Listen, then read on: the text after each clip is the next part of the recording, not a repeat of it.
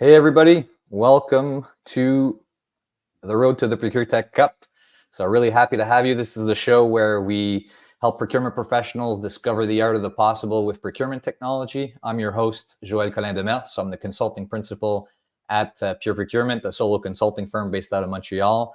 And I'm also the editor at the Pure Procurement newsletter, a newsletter that's focused on the same thing, right? Helping procurement professionals learn about the art of the possible in procurement technology through examples, case studies, etc.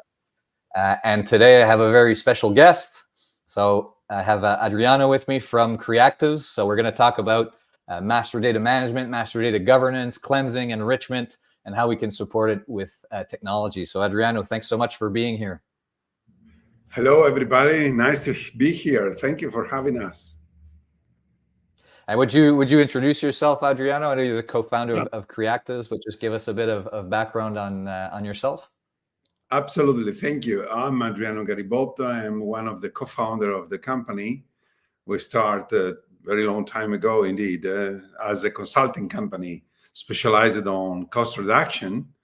And during this journey that is close to 25 years long, we have made many transformations in our activity. We left the consulting services because we created so much tools using artificial intelligence to deliver our job before. And we thought in a certain moment of time that we can transform ourselves in a software company selling the tools we have developed.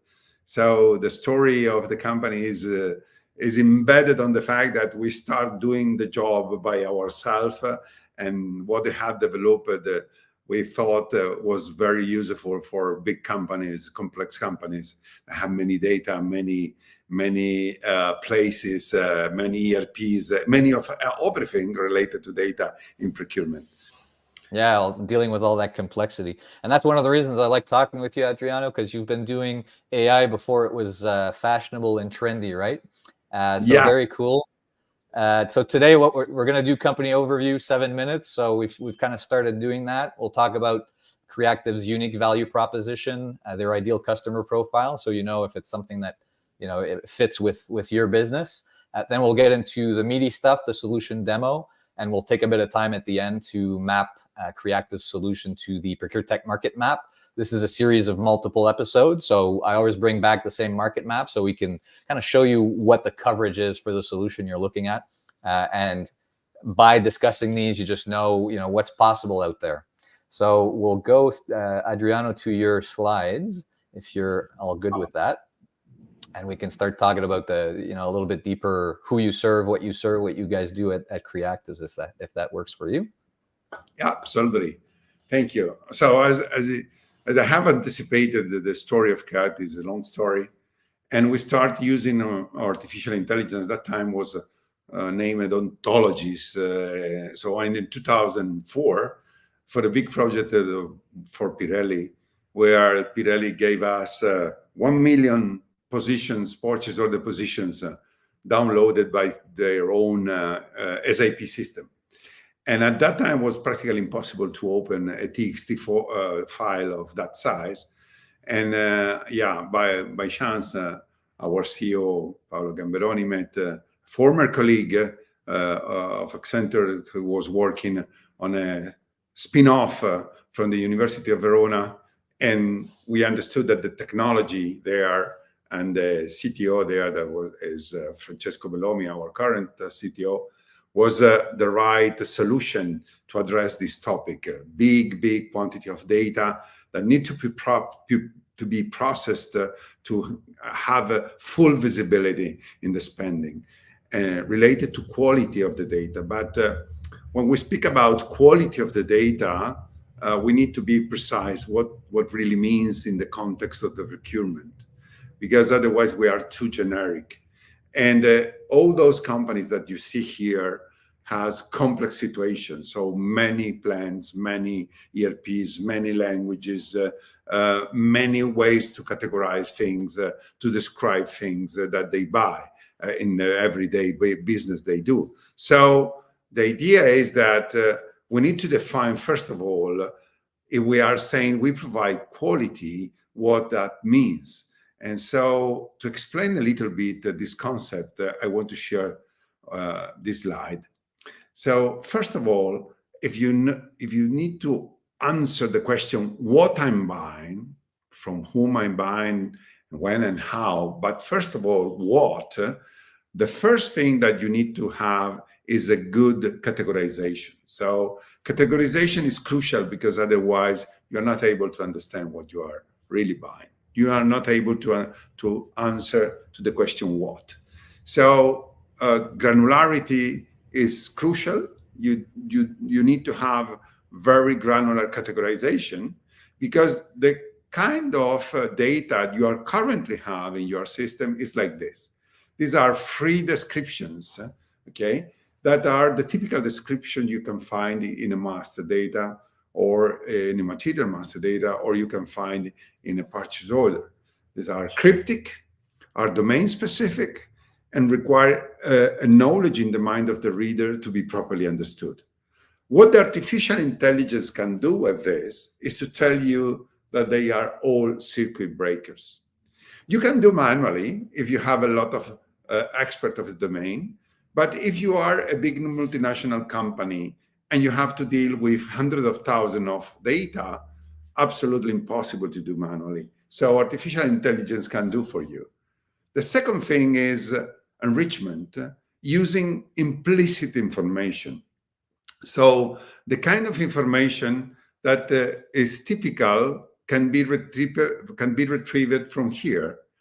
An expert of the domain can do something reading this description, original description, that AI can reproduce. So for example, this description that seems to be very cryptic and hard to understand can be this thing. Artificial intelligence can understand that this is indeed a signal cable, and the brand of the producer is Siemens.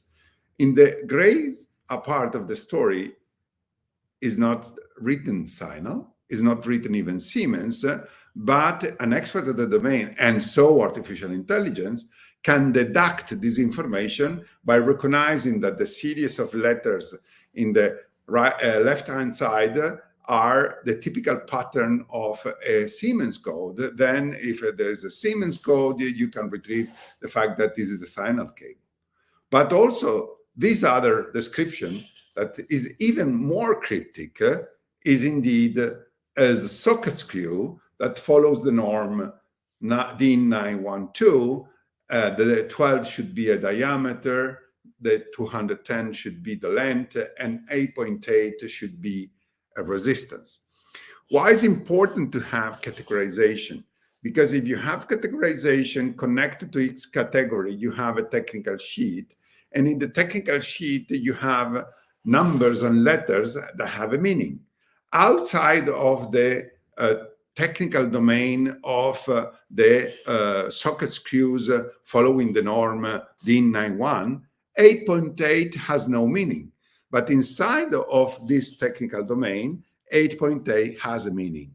So we have a categorization and then identification of the item, because we recognize the context. And this is something that artificial intelligence can do massively. To do what? So, for example, you can match items that are completely described in different ways, like this, the above 2 and the below 3 are indeed same thing. So the first 2 are signal cable, the second 3 are socket screws, are written in different ways, are different with different languages, but the artificial intelligence not only can recognize them, but can create automatically a normalized description in any kind of language.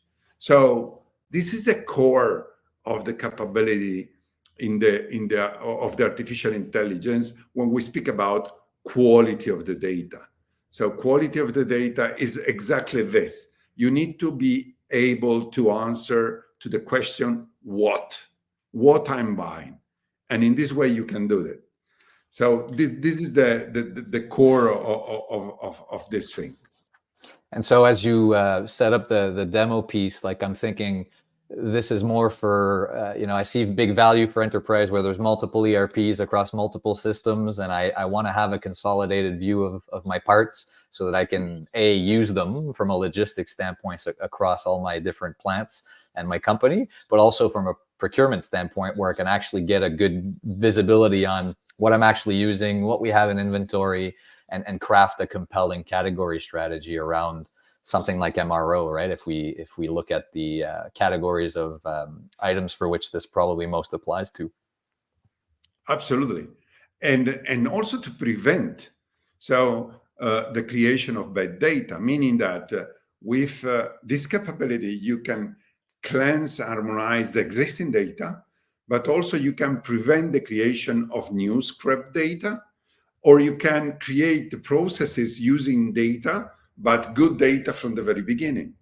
So the processes that today goes not straight to the point because of wrong categorization, drives to reject purchase requisition, etc., can be solved, I would say, by the fact that you can create good data from the very beginning of each procurement process or each process related with, for example, also for PLM. So reusing parts, for example, is another practical application that companies can reuse parts that has been already created with the PLM, and instead to invent the wheel every morning, you can reuse the wheel that you already have invented in the past.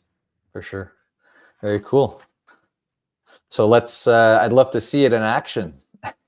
Oh yeah, thank you for this opportunity. So I want to show you a couple of practical applications here. First of all, we can speak about material master data management, and secondly about spend analytics. Okay, so material master data management obviously is the core of the data are the master data, as you said before, that can be scattered in different systems, created over the time with different logics. And obviously, the first thing that we need to have is a full harmonized visibility of this data. So what we can do is to have all the data. Now we are looking to our solution that is called a TAM4. TAM4 means Technical Attribute Management Solution. That is a solution that can be connected to each kind of ERPs and can be the single source of the truth for material and service master data management, cleansing, harmonization, and creation of new data. So imagine that you have exported all the existing master data, and artificial intelligence has been already trained to understand that data. And so all the data is organized in a well-structured way, as I showed you before. So meaning that I have all the families at the first level. Here we are using UNSPSC categorization, but this can be also the custom categorization. So I can click on a subcategory and I can see the levels below. As you can see here, I'm looking to electric components, so circuit breakers, and this is the last leaf of the UNSPSC categorization. And then I know all the materials that are categorized in that category, where they are, the consistency, the quantity of codes, the consumption, and every kind of information related to these materials. So whenever I have this capability to have a granular identification of the materials that already exist, the system can provide me, first of all, the possibility to understand which are duplicates. So I can click on the duplicates, and the system has recognized that inside of my materials, I have 7,000 groups of possible duplicates. And how the system knows that? Because as you see here in this example, there are 4 different codes. Okay, this is the material codes coming from the ERP. These are the description of this material, this one, this one, this one. But as you as you see, artificial intelligence has recognized that they are all memory module cards. They have been produced by HP, and the HP code is this one. So the system is pretty sure that if the confidence is green indeed, that these 4 items are exactly the same thing. So what you can do with this, you can create, you can mark as them as duplicates, and you can create a golden record from here, and the others items becomes connected to that golden record as a single version of the truth.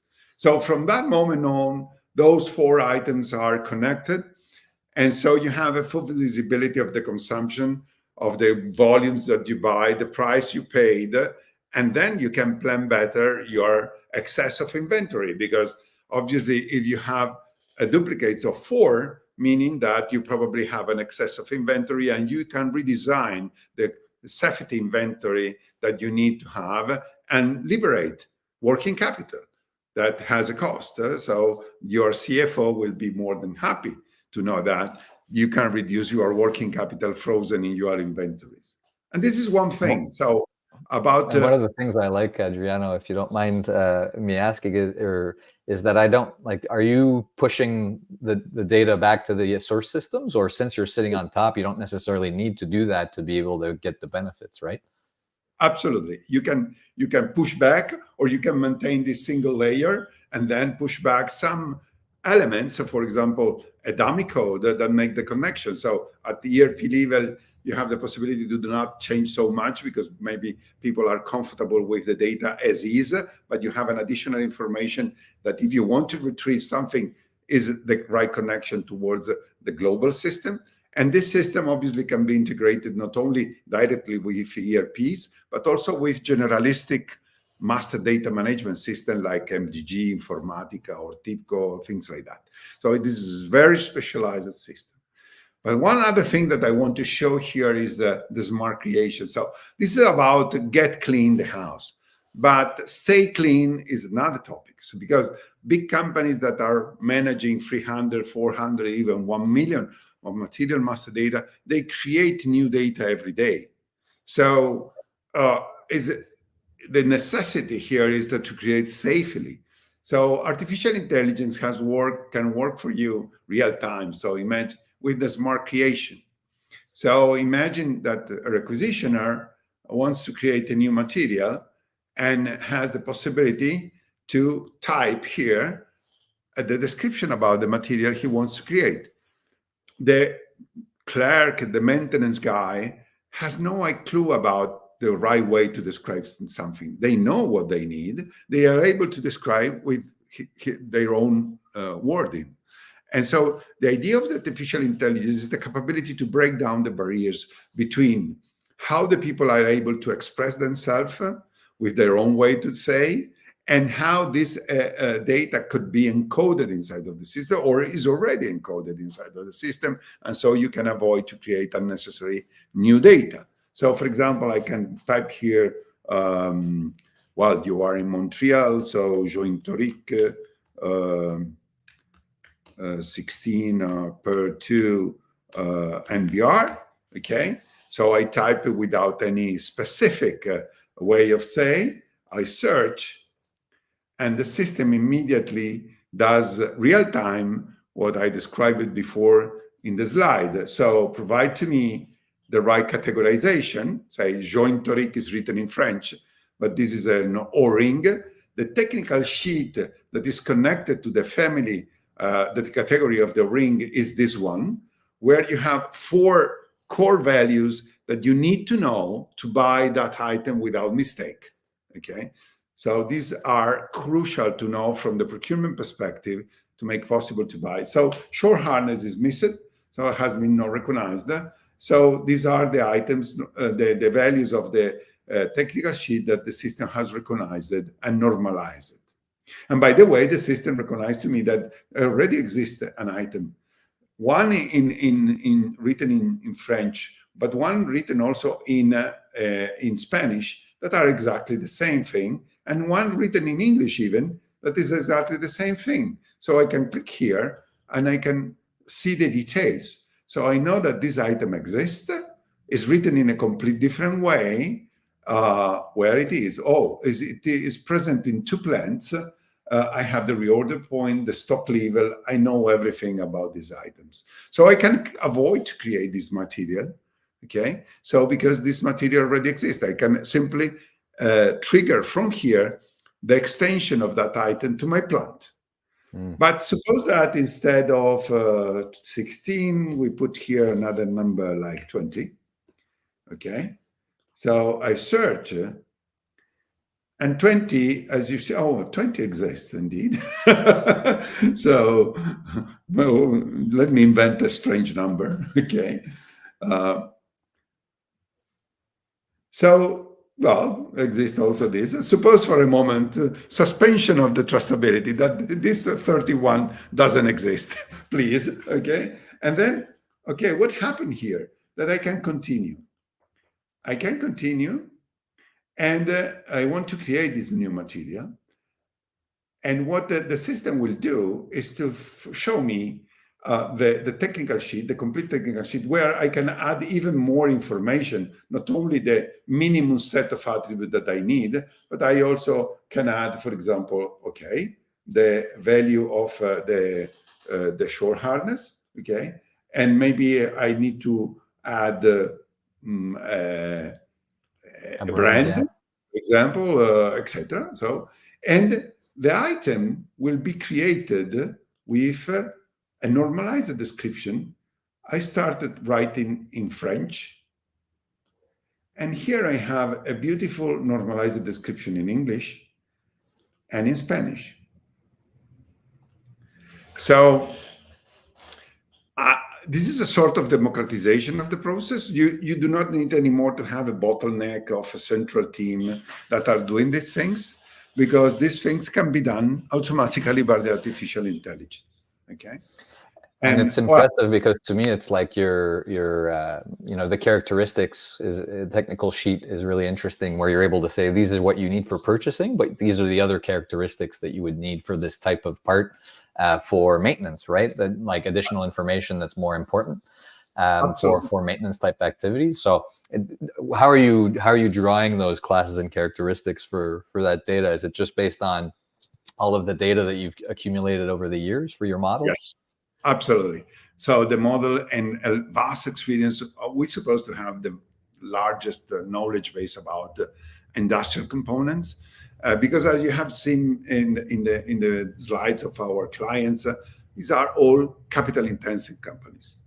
So our solution is very focused on capital intensive plants, where there is a plant. Obviously, financial companies are less interested on this kind of topic, are more interested on categorization, but of services, because they buy mostly services. And this allows me to jump to the other possible application of this technology, that is spending visibility. So here we have focus on master data, okay? But in spending visibility, you can apply the same logic to see the spend. So you are not seeing the material and service master data, you are seeing purchase order and invoices, okay? And here you can do very beautiful things, because, for example, it's the same logic. So I can click on commercial components. I'm sorry. Okay. I can click on commercial components and I can see the level below. And the pies here are updated, so I know how much I'm buying with a codify item, how much I'm buying in intercompany, how much I'm buying as a frame contract, etc. So if I click on electric components, the pies are updated, and I know which is the most important organization that are buying and spending money, and which are the most important suppliers. But this is quite normal from a spend analytic point of view. One thing that make it different from other systems is the possibility with artificial intelligence to answer the what, as we said at the beginning. So, for example, you can make a brand analysis. A brand analysis is something interesting, because I can know which are the brands that I'm buying. Okay. So, for example, I'm buying Schneider Electric. Okay, so I can, from 47 different suppliers, 9 of them are doing the 80% of the turnover, 11 the 15, and 27 the last 5%. But if I click on the details, I know exactly who they are. And how the system is able to tell me that Hagemeyer Deutschland is selling to me Schneider Electric component, because artificial intelligence has understood this from the description.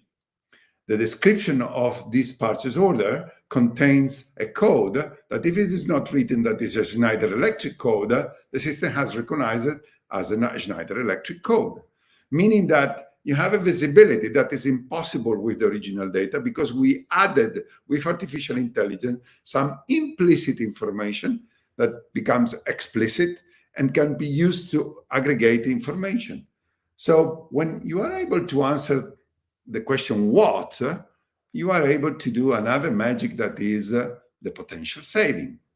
So each category has potential saving. How is calculated this potential saving? Well, it's calculated based on the recognition of the technical attributes of those items. So if I click on Siemens, okay, so I know which are the organization where I'm buying Siemens, but item by item that has been recognized.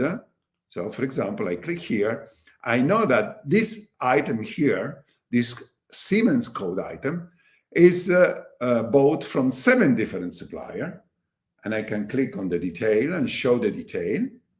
And these are the suppliers that where I'm buying this item at a minimum price and a maximum price, and I know the variation of the price over the time. So I'm really able to answer in full to the famous questions that are at the base of any procurement activity: what I'm buying, from whom I buy, when and how. So the rest of the value added that the procurement can build up, risk management,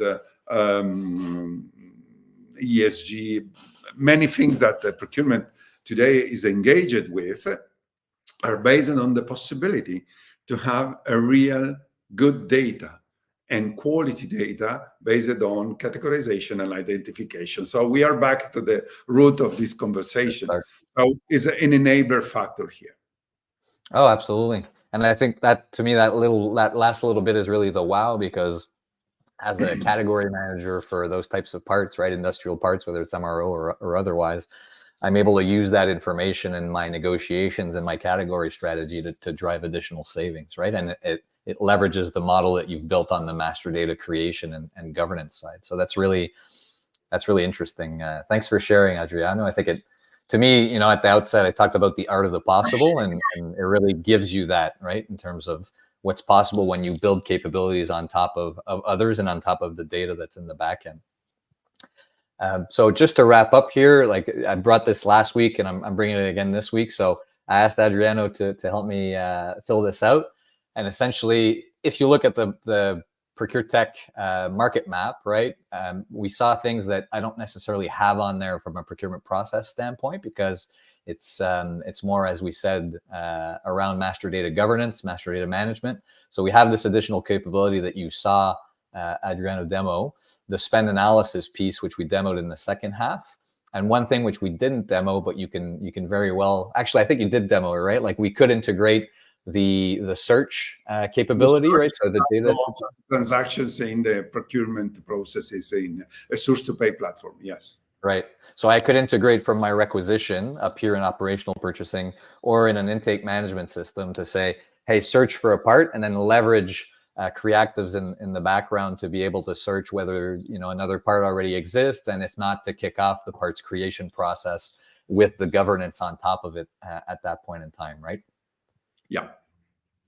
Cool. So I think that's great, Adriano. Thanks so much for coming on. Where can people find Creactives if they want to learn more? Well, at creactives.com, but in the upcoming event in Amsterdam, there will be Digital Procurement World, the second week of October. There is a big gathering of people. I hope to see more people. There are many people coming also from US, Canada, and overseas. Is in Amsterdam. This is a good opportunity to shake hands. I hope to see some of you there.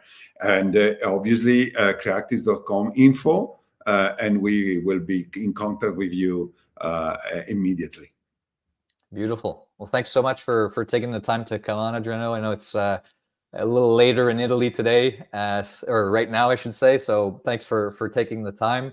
And same thing, right? Procurement newsletter. If you want to keep getting the replays, getting the information from these Road to the ProcureTech Cup episodes, feel free to subscribe at the top, and or get an attendee spot at one of these events, and I'll make sure to keep inviting folks as we move along the season, en route to the tournament in March, where I think everybody's excited to see what happens. So thanks again, Adriano, and we'll talk again soon. Thank you. Thank you.